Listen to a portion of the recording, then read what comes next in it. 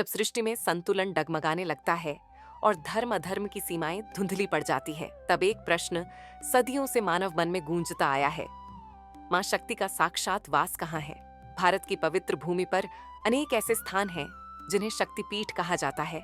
मान्यता है कि जहां जहां माता सती के अंग गिरे, वहां शक्ति स्वयं प्रतिष्ठित हो गई।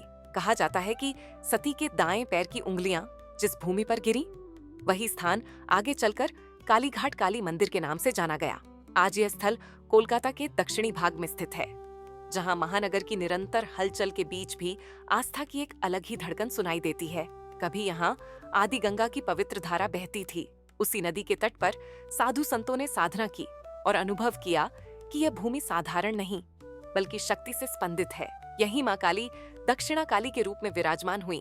श्याम वर्ण, 4 भुजाएं और करुणा से भरा ऐसा स्वरूप जो भय उत्पन्न नहीं करता बल्कि भय से मुक्ति देता है। समय के साथ इस स्थान का उल्लेख बंगाल के कवियों और संतों के ग्रंथों में होने लगा। पीढ़ी दर पीढ़ी यह विश्वास गहराता गया कि काली घाट में मां काली सोई नहीं है, वे यहाँ साक्षात जागृत हैं।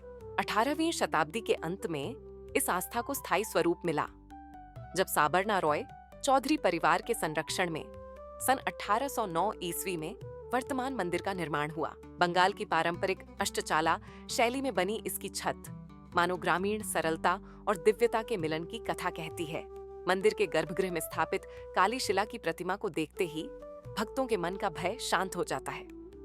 ऐसा प्रतीत होता है मानो मां मौन में ही आश्वासन दे रही हो, डरो मत, मैं यही हूँ। कालीघाट की एक विशेष पहचान यहाँ निभाई जाने वाली बकरे की पशु बलि की परंपरा भी है, जिसे तांत्रिक परंपरा में हिंसा नहीं बल्कि अहंकार और नकारात्मकता के त्याग का प्रतीक माना जाता है।